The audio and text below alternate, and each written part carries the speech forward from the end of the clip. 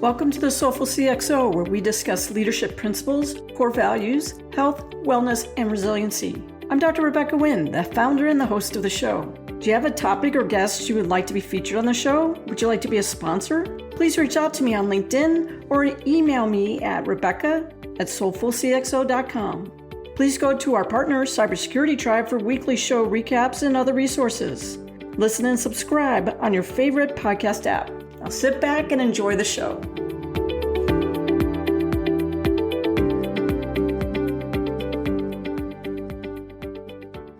Welcome to the Soulful CXO. I am your host, Dr. Rebecca Wynn. We are pleased to have with us Avani Desai with us today. Avani is partner and president of Shellman Company, the largest niche CPA firm in the world that focuses on technology and security assessments. She focuses on growth strategies, strategic client and market development, industry analysis, and new services. She's also the CEO and co-founder of My Crypto Alert, a push notification and portfolio app for cryptocurrency. She started her career working at the Big Four accounting firm, KPMG, for over 10 years, where she led a team and oversaw IT risk management and privacy across national service lines. In addition, she managed the development of internal and external privacy programs and related practices, leveraging her deep knowledge of healthcare emerging technologies, such as blockchain, cloud computing, artificial intelligence, the Internet of Things, and virtualization. She's been featured in Forbes, CIO.com, the Wall Street Journal.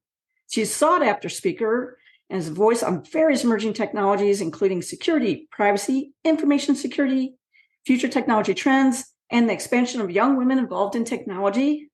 And additionally, she finds time to sit on the board of Arnold Palmer's Medical Center Central Florida Foundation and is the co-chair of 100 Women Strong, a female-only venture capitalist-based giving circle that focuses on solving community-based problems specific to women and children using data analytics and big data. Whoa, Mani, welcome to the show. Rebecca, it's great to be here. Thank you for having me. Now, your background is very vast, and I've known each other for several years now. It always amazed me that you started out as a coder, kind of like a pen tester, and somehow you become the CEO of two companies. Can you walk us through that technology journey? Sure. So bear with me. I'm actually going to go back to before I was born. People say that your journey's written in your stars. So let me take you back. So my parents were both born in India in the 1940s, and both my maternal and paternal grandparents really believed in education, and they always thought that was the ticket to your success, which was then passed on to my parents. So my mother's parents were very progressive. Thinking about the 1940s to the 1960s, being the oldest girl in her family, when they say you marry someone like your dad, she really did. Or again, her dad was very progressive. And then my dad was also a very progressive thinker. After him and my mom had two daughters, which were my two older sisters, my dad knew that if they wanted to be successful, they would have to leave the only life they knew, the only language they knew, the only religion they knew, the only people they knew, really with the hopes of America would give my sisters opportunities that India couldn't. And these opportunities would be well worth the sacrifice. And I think to myself, can you imagine that? I have 3 kids now. Could I do that? But the more I hear about this from so many people, this is the immigrant story. My story isn't unique. You'll hear the story multiple times from multiple countries, from first generation, second generation is here. So my mom and dad came to the States. And unfortunately, even though my dad had a PhD, mathematics, my mom as well, their college degrees really didn't convert. So my dad ended up mopping floors and my mom made belts. But when you ask them, you would think that they lived a great life in India. They were so happy. But by the time I was born, and when you ask them why they're so happy, because they say they saw a country where you're going to be able to thrive. So I grew up in a family where I constantly heard this story. And I knew that my parents gave up so much for my sisters to have a chance, for me to have a chance. And that's really, when you talk about like where my drive came from, that's really where my drive came from. And that's really where my journey started. So let's talk about college. I went to college. I come from an Indian family, and the stereotypes all say that I was probably predestined to be a doctor or an engineer.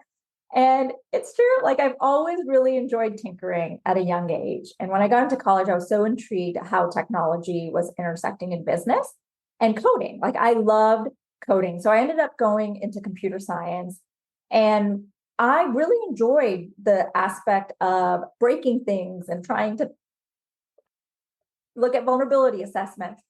But even during that, I realized my real love was information security. So from there, I segued into working for an accounting firm. And honestly, like if I could think about like, is this how I predicted my life? It wasn't. But everything that I consider exciting and attractive about a potential job, solving problems, data analysis, collaboration, decision making, thinking outside of the box, I found everything there. So as you mentioned, I spent 10 years at the Big Four. Hands down, probably the most amazing experience that I was able to get. They say being at a Big Four, working with multiple clients, you get the gamut. And I did. So I spent my first 2 years focusing on security, being a pen tester, and then my next 8 years really focusing on information security. I had mentors and sponsors. I had so many education opportunities. I had amazing friends that I'm still friends with. And it was really exactly what I needed to find this seat where I am right now. But my life changed in 2012. I became a mom and I really needed more flexibility. And I needed a firm where I didn't have to choose between being a leader and a mother. And that's how I found Shellman. So Shellman was started by Chris Shellman in 2002. And he asked me to come help him really focus on business development, marketing, which I didn't know anything about. But I knew the space and I knew what clients wanted and I knew how to increase brand, right? So through the years, I ended up taking a bit off Chris's plate. First, I focused on taking over service delivery. Then I focused on the people and talent. Then I focused on finance. And in 2018, I took a route that you probably wouldn't have thought. I had to end up getting my CPA because we are a CPA firm. I passed my CPA exam. I'm what you call a non-traditional student. And then I took over as president. And then in 2021, we went through a private equity deal. And people ask me all the time, like, how did you prep for it? We weren't actively exploring the possibility. Really, on the contrary, we're seeing all this investment around us and didn't really pay attention to it. But both Chris and I, as years went on, we had a strong desire to continue to grow and innovate. But the only way that we could do that was with a strategic partner and the right organization. So I call it an unlooked opportunity. We went through this investment thesis and so forth, and then ended up having a investment in 2021. Chris wanted to retire, but he was able to do it in 6 years earlier.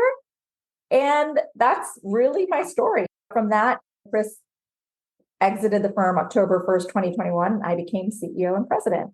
Yeah. Yeah, and for the audience, if you don't know, she also has her CISP and RIC and a bunch of other alphabet behind it, and she really can apply it. That's always amazes me when I hear you speak, when you and I have talked privately, and when you've been really nice and bought me dinner when you're in the Scottsdale area, which I appreciate.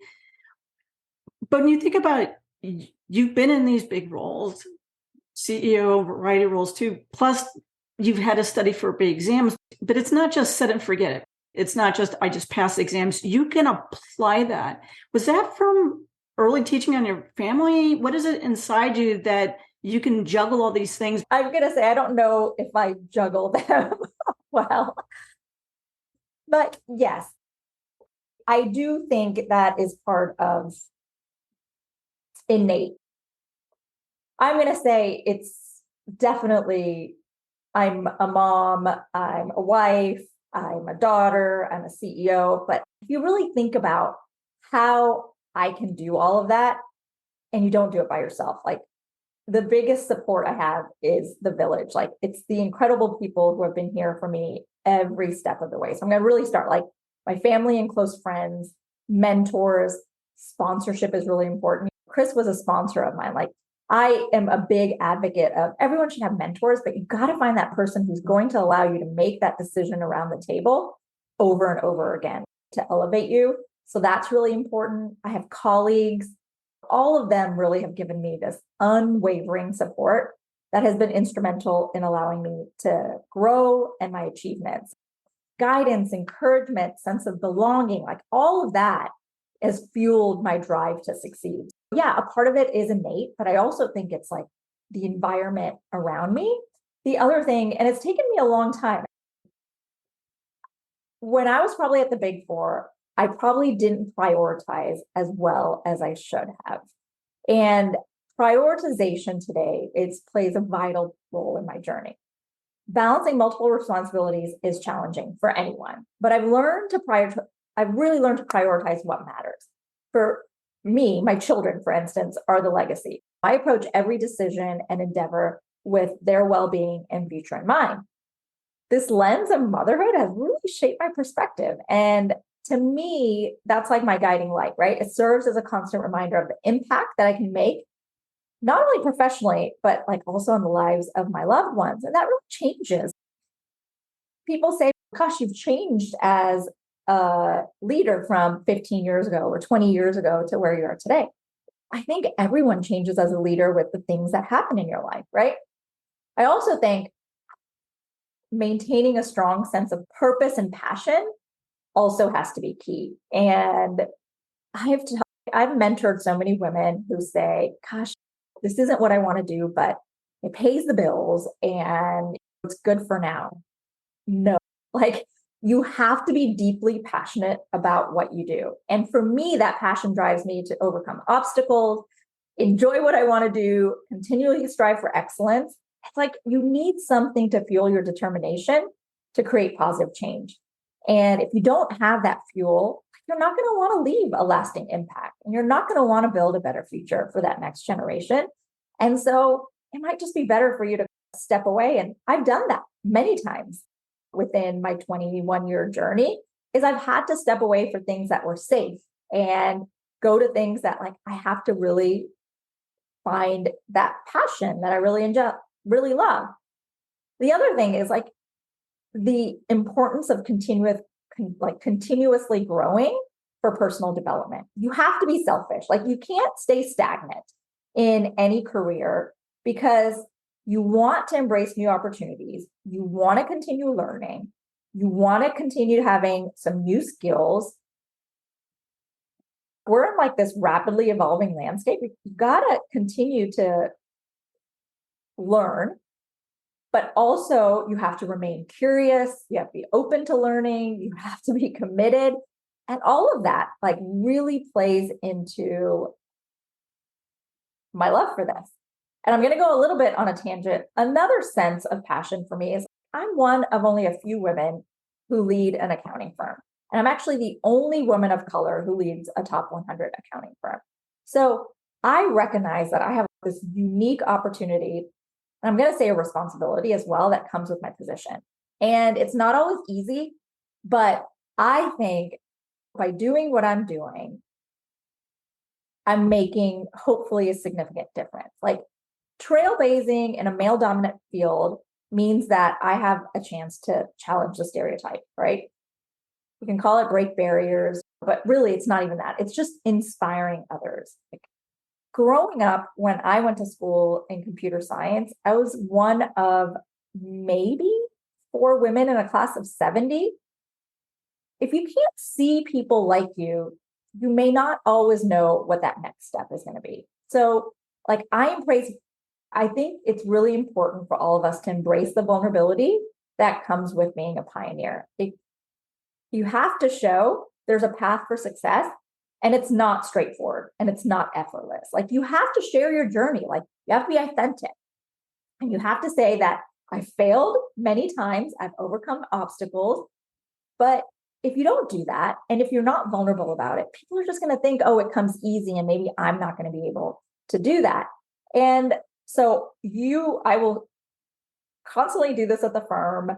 I will tell anyone who asks me, like, the road is challenging, but I believe these challenges provide me a valuable opportunity for growing, resilience, ultimately, hopefully making an impact. But it is not easy, and you have to be vulnerable to tell people that it isn't easy. And I make an effort to do that because I think it's an obligation that women, especially in tech and accounting and consulting have to do. I fully agree with you. I think we have to share our stories and our bruises because that's what encourages someone else to keep going. If not, they think that it just happens. And if it doesn't happen to me because I tried once, I have to leave the field. And we do see a mass exodus in the field, not only from burnout, but I would just say at times us as women, it appears, I'm not saying it's the fact, it appears and feels like that we unfortunately get picked on and have expectations that we can't meet. And we've seen that quite a bit. You mentioned about coming up and finding out your authentic self and that you mentor people and coming up with your authentic self. That's what I'm going to call it. But do you use Venn diagrams? How do you hear that? I think at times we squash our inner voice so much that we can't hear it through the noise. So how do you encourage people or mentor people to find that inner voice again and what their true love is? Yeah. So look, I don't want to say you have to use an algorithm or a process or anything. One thing that I do every year, and it's because someone who had mentored me told me to do this, is in an organization, you come up with what's your mission, what's your vision, what are your core values? But we should do that as people as well. So what is my mission? What is my vision? What are my core values? What are my non-negotiables? And I come up with a 1,000-day plan for me professionally and me personally. Like, what type of mom do I want to be? What things will I not miss? And what skill sets do I want to focus on? Like, one of my skill sets, and probably my Achilles heel, something that I constantly need to focus on is staying focused. And I write checklists. I always have a checklist because I forget things, and I'm so strategic and big picture thinking, but there's so many things that I have to do on a tactical perspective. And so that is for the last 3 years, that has probably been one of the things that I have to continue to work on is how can I get better when it comes from finishing things, getting things done, moving on without getting so distracted by what's going on in the world.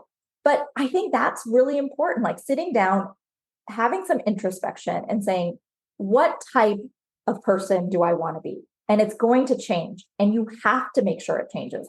You have to reinvent yourself every 5 years, especially where we are in technology, where technology is outpacing humans. We have to reinvent ourselves.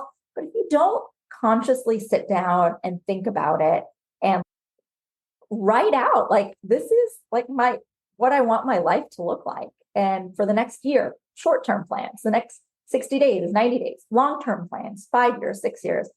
And you have to be present to do that. And you have to think it through. And that really changed the way that I thought about my future. And it wasn't okay, what's tomorrow going to bring? I was thoughtful about what I would say yes to. And it's okay to say no. I was thoughtful about what boards I was going to join. Was I going to say yes? Was I not going to? If it didn't fit with my vision, my mission, and my core values, I wasn't going to do it. And it's okay to say no. And I think a lot of women, including myself, we always feel like we have to say yes and yes. And I heard this once and I used it as my purpose for 2021 was no is a complete sentence, in all aspects of my life. And you have to go through that. And then you realize that what's my passion? What do I want to work towards? And I think it's really important for all people to sit down every year and think of what your mission, your vision, your values, your core values, your purpose is going to be. You'd spoken earlier about there's a difference between a mentor and a sponsor. And I've had a lot of mentors in my life, to be honest, but I haven't had those golden sponsors. And I don't think I'm the only one out there. And I think that's part of the struggle is we have mentors who are great people, and I mentor the people too. But sometimes to get to that next level or get to where you really want to make a bigger ripple effect in the world, which is how I am, I always want to make a bigger ripple effect in the world. Did you stumble on your sponsors? Do you seek them out? How do we get aligned with that? It's hard. For me, I did stumble across maybe a little luck, maybe a bit of luck, a bit of performance, a bit of branding. I don't know. But where I think you and I mean, we have to be sponsors for women, for men, for people within our organization. So let me talk a little bit about that. Mentors are wonderful. Like I've had mentors who I could pick up the phone and call and say, I'm having a hard time with motherhood and trying to climb the corporate ladder. Or I can pick up a mentor and pick up a phone and say, I have this new service line, how have you done it at your organization? So you can have mentors within your organization, outside, within your industry, outside, men, women. You should have like multiple mentors that will give you different facets of your life. I think that's really important. And you should never think that's not important. You have to continue to do that early in your career all the way to today. I probably have 3 really great mentors right now within my life, and they're very different, but they also fill a very different cup within my life as well. Then sponsors. This is, I think, as equally important, but probably more important when you want to get to a C level or an executive level, right? It's someone within your organization, as I mentioned before, who is going to take you around the table and trust you to make decisions and go to bat for you and will tell the naysayers, because there's going to be naysayers, that she's going to be the one making the decision and I've put her in a position of power, right? Oh my gosh, it is very hard to find sponsors, right? You got to go seek them out. You got to find that person who like has a lot of trust and confidence in you. And yeah, it is very difficult. But I think more and more people in your position, my position, have to be that sponsor for multiple people in the organization. And I've done that. We just had a woman become partner at our organization in January. And I was her sponsor, and I had to have difficult conversations with her about things that she should do or she shouldn't do. But you have to be very transparent. You have to have like radical transparency, give feedback. And you got to say, to get to this next level, and you have to invest a lot of time and a lot of energy. You have to let them make mistakes. You got to let them fail and be okay with it.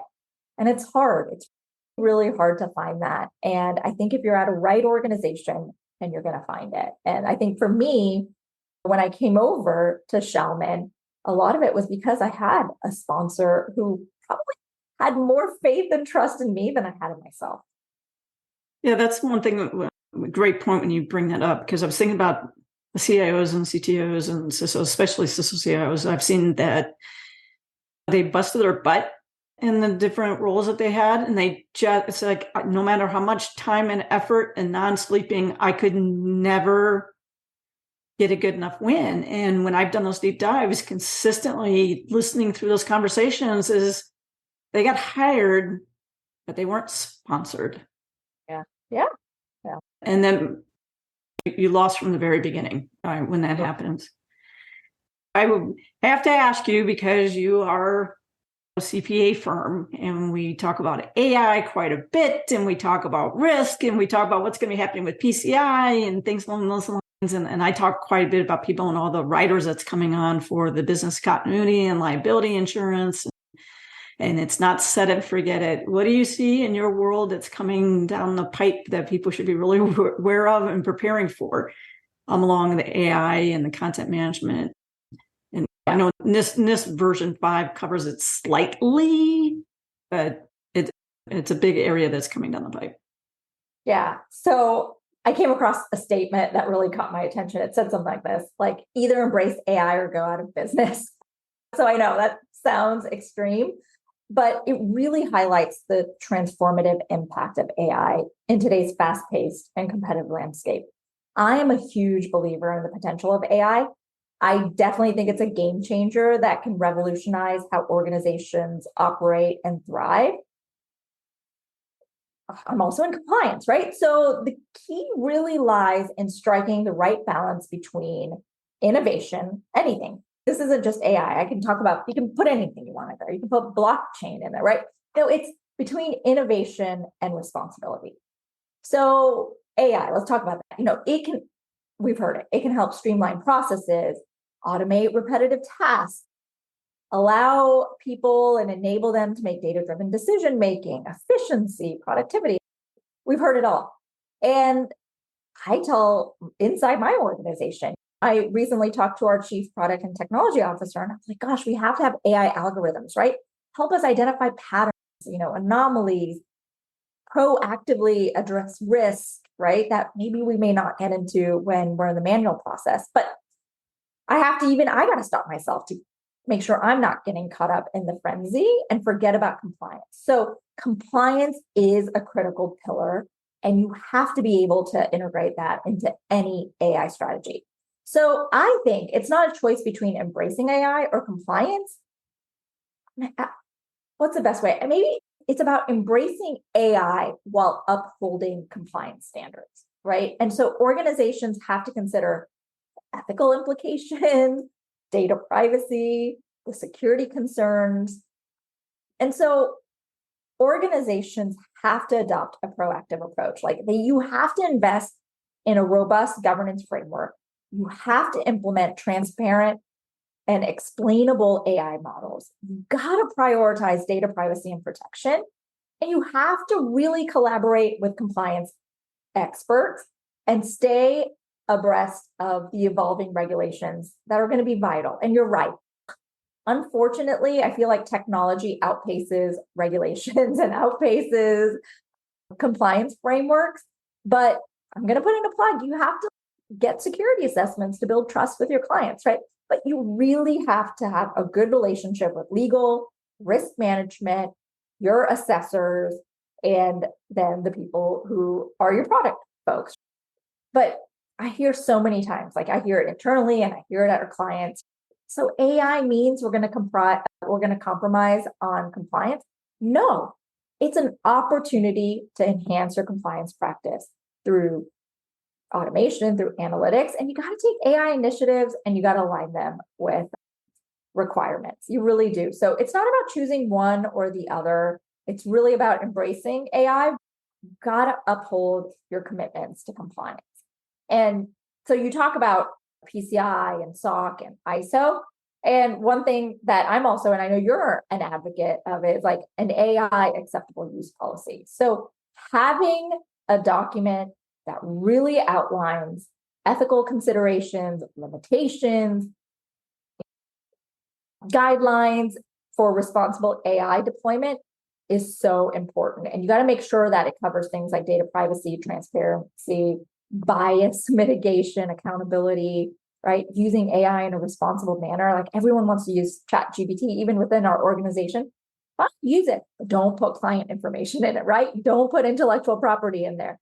And the other thing that I would say is when it comes to compliance and regulatory requirements, you've got to stay informed and adapt to standards. So NIST is out there. ISO now has a standard that's out there. But transparency and explainability are going to be so important. And the last thing I can't stress enough about this is ongoing monitoring assessments. Implementing AI is not a one-time effort. It's continuous evaluation, continuous maintenance. You've got to monitor your AI systems. You got to conduct regular assessments. You got to know what's going on with regulations. You have to update your internal policies and so forth. But you got to embrace it. I agree with it. You can't just say, okay, I'm just going to let everyone else figure it out before I do, because you're going to be outpaced. You're going to become obsolete if you don't embrace it. Yeah, I tell people my always golden rule is known, documented, implemented, measured, and managed. And how does it go ahead and reflect on your enterprise risk management? And what is your tolerance for the organization? And what is are you in compliance or not compliance in your contracts that way? And if not, can you explain it? Because when that nefarious event happens, that's what's always going to go down to. Was it reasonable, not reasonable? And those 5 points again. The whole set it, forget it, or let's revert the architecture back to the way it was after the auditors were here. Hopefully those days are quickly becoming behind us.